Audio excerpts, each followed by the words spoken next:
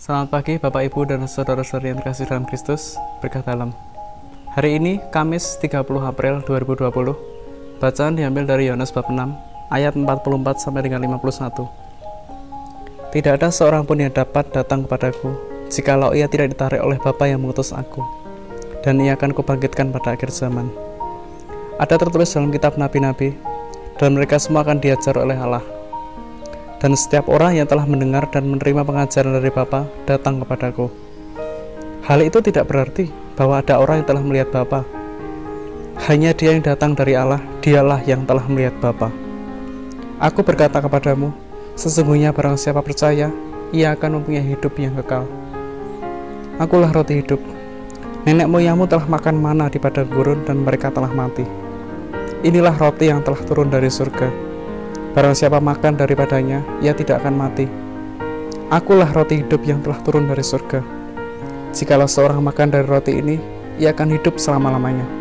Dan roti yang kuberikan itu ialah dagingku, yang akan kuberikan untuk hidup dunia. Demikianlah sabda Tuhan, syukur kepada Allah.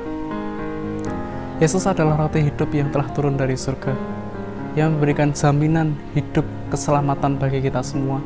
Sejauh mana kita bisa menerima Kristus, sejauh mana kita bisa bersatu dengan Kristus. Kristus menyediakan jalan bagi kita untuk bisa menyambutnya, yaitu melalui Ekaristi. Secara sakramentali, gereja mengimani dan percaya bahwa kehadiran Kristus kita alami dan kita terima melalui roti dan anggur yang kita sambut di dalam Ekaristi.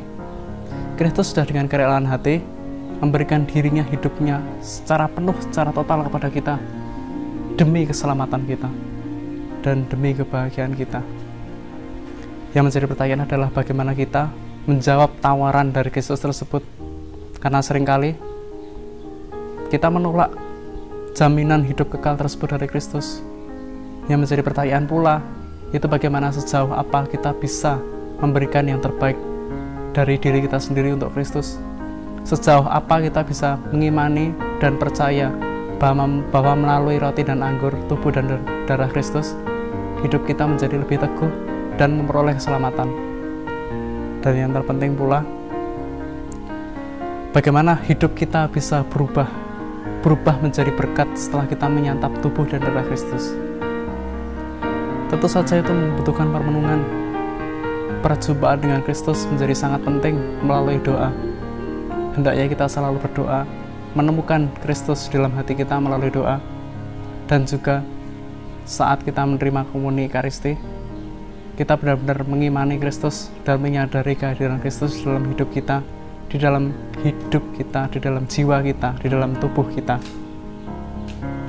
Karena Kristuslah sang roti hidup, Ia akan memberikan kekuatan jasmani maupun rohani bagi kita untuk tetap hidup di dunia ini. Kristuslah satu-satunya jaminan hidup kekal bagi kita. Sekarang marilah kita merenungkan diri. Kita hendaknya mulai bertekun di dalam doa, berusaha untuk berjumpa dengan Kristus, sehingga Kristus sendiri bisa hadir di dalam hidup kita dan membawa berkat bagi sesama. Selamat pagi, berkah dalam.